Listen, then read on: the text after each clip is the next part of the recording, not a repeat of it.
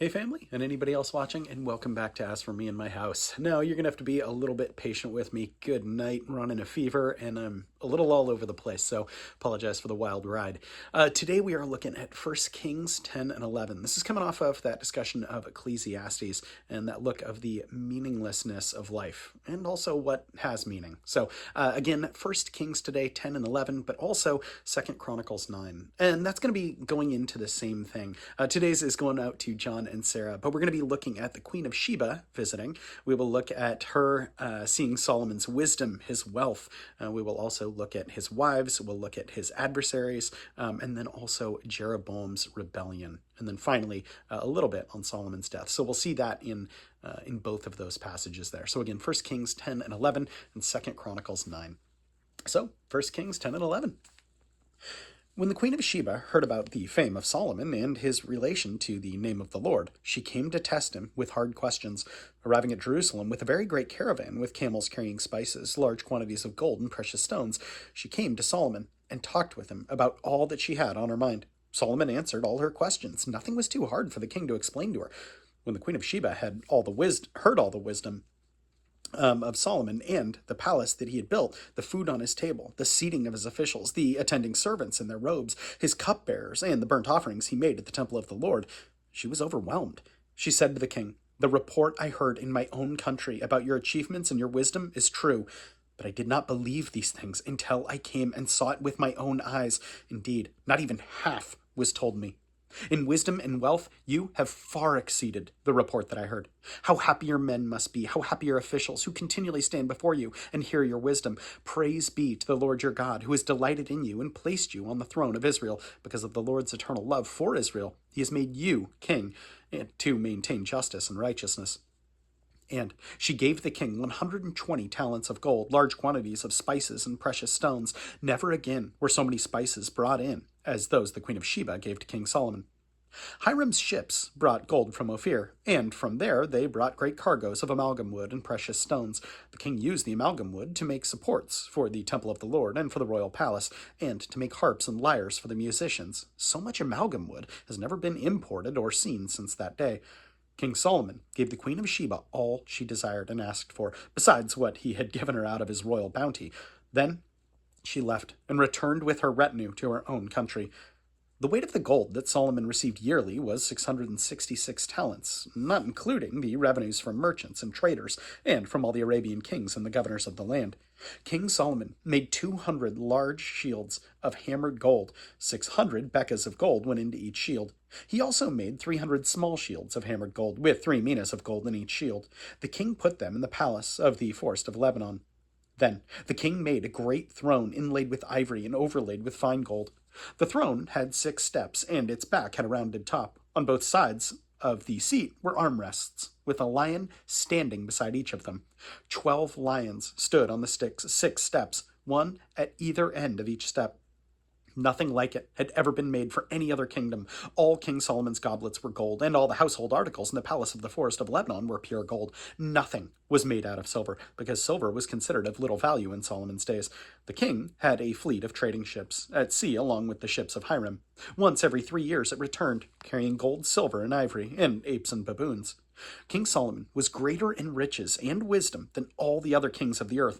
The whole world sought audience with Solomon to hear the wisdom God had put in his heart. Year after year, everyone who came brought a gift, articles of silver and gold, robes, weapons, and spices, and horses and mules. Solomon had accumulated chariots and horses. He had 1,400 chariots and 12,000 horses, which he kept in the chariot cities and also with him in Jerusalem. The king made silver as common in Jerusalem as stones, and cedar as plentiful as sycamore fig trees in the foothills. Solomon's horses were imported from Egypt and from Kue. The royal merchants purchased them from Kue. They imported a chariot from Egypt for 600 shekels of silver and a horse for 150. They also exported them to all the kings of the Hittites and the Armenians. 1 Kings 11. King Solomon, however, loved many foreign women besides Pharaoh's daughter. Moabites, Ammonites, Edomites, Sidonians, and Hittites. They were from nations about which the Lord had told the Israelites, "You must not intermarry with them, because they will surely turn your hearts after their gods." Nevertheless, Solomon held fast to them in love. He had 700 wives of royal birth and 300 concubines, and his wives led him astray. As Solomon grew old, his wives turned his heart after other gods. His heart was not fully devoted to the Lord his God, as the heart of David his father had been. He followed Ashtoreth, the goddess of the Sidonians, and Molech, the detestable gods of the Ammonites. So Solomon did evil in the eyes of the Lord. He did not follow the Lord completely, as David his father had done. On the hill east of Jerusalem, Solomon built a high palace for Chemosh, the detestable god of Moab, and for Molech, the detestable god of the Ammonites. He did the same for all his foreign wives who burned incense and offered sacrifices to their gods. The Lord became angry with Solomon because his heart had turned away from the Lord, the God of Israel, who had appeared to him twice. Although he had forbidden Solomon to follow other gods, Solomon did not keep the Lord's command. So the Lord said to Solomon, "Since this is your attitude, and you have not kept my covenant and my decrees, which I commanded you, I will most certainly tear the kingdom away from you and give it to one of your subordinates. Nevertheless, for the sake of David your father, I will not do it during your lifetime. I will tear it out of the hand of your son. Yet I will not tear the whole kingdom from him, but will give him one tribe, for the sake of David my servant, and for the sake of Jerusalem, which I have chosen." Then the Lord raised up against Solomon an adversary, Hadad the Edomite, from the royal line of Edom. Earlier, when David was fighting with Edom, Joab, the commander of the army who had gone up to bury the dead, had struck down all the men of Edom. Joab and all the Israelites stayed there for 6 months until they had destroyed all the men of Edom. But Hadad, still only a boy, fled to Egypt with some Edomite officials who had served his father. They set out from Midian and went to Paran. Then, taking men from Paran with them, they went to Egypt, to Pharaoh king of Egypt, who gave Hadad a house and land and provided him with food. Pharaoh was so pleased with Hadad that he gave him his sister, a sister of his own wife, Queen Taphanes, in marriage. The sister of Taphanes bore him a son named Genubath, whom Taphanes brought up in the royal palace, where Genubath lived with Pharaoh's own children. While he was in Egypt, Hadad heard that David rested with his fathers, and that Joab, the commander of the army, was also dead. Then Hadad said to Pharaoh, "Let me go, that I may return to my own country." "What have you lacked here that you want to go back to your own country?" Pharaoh asked. "Nothing," Hadad replied, "but do let me go." And God raised up against Solomon another adversary, Rezin, son of Eliada, who had fled from his master, Hadadezer, king of Zobah. He gathered men around him and became the leader of a band of rebels. When David destroyed the forces of Zobah, the rebels went to Damascus before they settled and took control. Rezin was Israel's adversary as long as Solomon lived, adding to the trouble caused by Hadad. So Rezin ruled Aram and was hostile towards Israel. Also, Jeroboam, son of Nebat, rebelled against the king. He was one of Solomon's officials, an Ephraimite from Zereda, and his mother was a widow named Zeruiah. Here is the account of how he rebelled against the king. Solomon had built the sporting terraces and had filled the gap in the wall of the city of David, his father. Now Jeroboam was a man of standing. When Solomon saw how well the young man did in his work, he put him in charge of the whole labor force of the house of Joseph. About that time, Jeroboam was going out of Jerusalem, and Ahijah, the prophet of Shiloh, met him on the way, wearing a new cloak.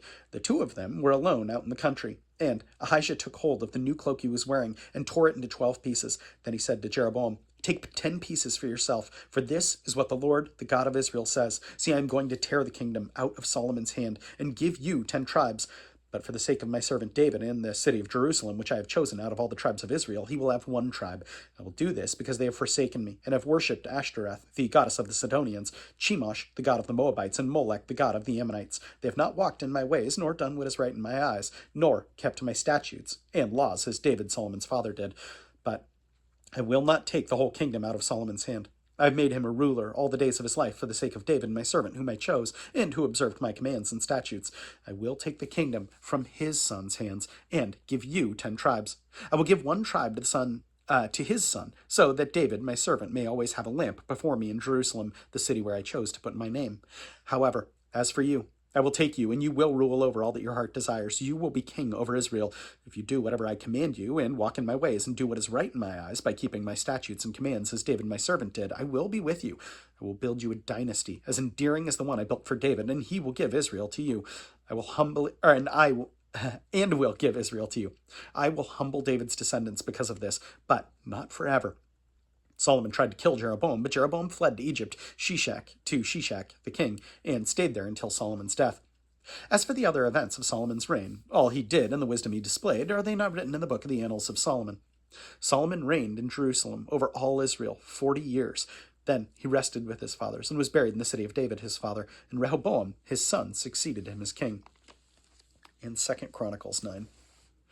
When the men of Sheba heard of Solomon's fame, or when the Queen of Sheba heard of Solomon's fame, she came to Jerusalem to test him with hard questions, arriving at a very great caravan with camels carrying spices, large quantities of gold, and precious stones. She came to Solomon and talked with him about all she had in her mind. Solomon answered all her questions. Nothing was too hard for him to explain to her.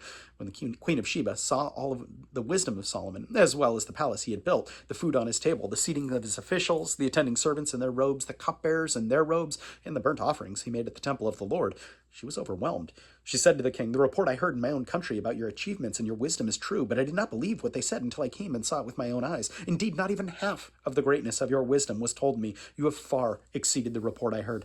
How happy your men must be, how happy your officials who continually stand before you and hear your wisdom. Praise be to the Lord your God, who delighted in you and placed you on his throne as king to rule over the Lord, or to rule for the Lord your God.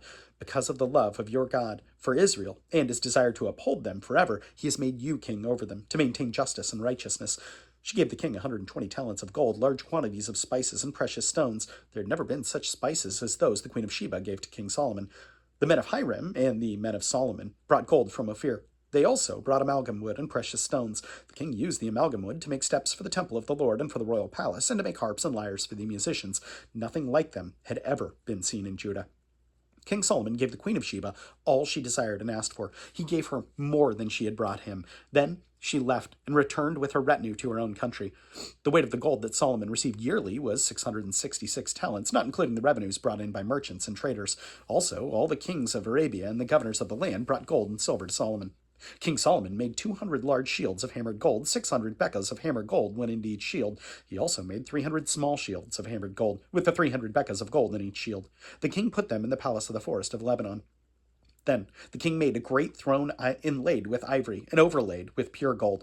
The throne had 6 steps, and a footstool of gold was attached to it. On both sides of the seat were armrests, with a lion standing beside each side of them. 12 lions stood on top of the 6 steps at either end of each step. Nothing like it had ever been made in any other kingdom. All King Solomon's goblets were gold, and all the household articles in the palace of the forest of Lebanon were pure gold. Nothing was made out of silver, because silver was considered of little use in Solomon's day. The king had a fleet of trading ships, manned by Hiram's men. Once every 3 years, it returned carrying gold, silver, and ivory, and apes and baboons. King Solomon was greater in riches and wisdom than all the other kings of the earth.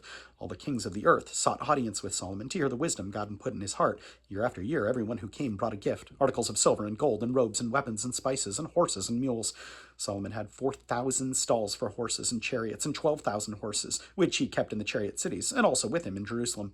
He ruled over all the kings, from the river to the land of the Philistines, as far as the border of Egypt. The king made silver as common in Jerusalem as stones, and cedar as plentiful as sycamore fig trees in the foothills.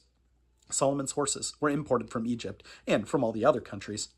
As for the other events of Solomon's reign from beginning to end, are they not written in the records of Nathan the prophet, in the prophecy of Ahijah the Shilonite, and in the visions of Iddo the seer concerning Jeroboam son of Nebat? Solomon reigned in Jerusalem over all Israel 40 years. Then he rested with his fathers and was buried in the city of David his father, and Rehoboam his son succeeded him as king.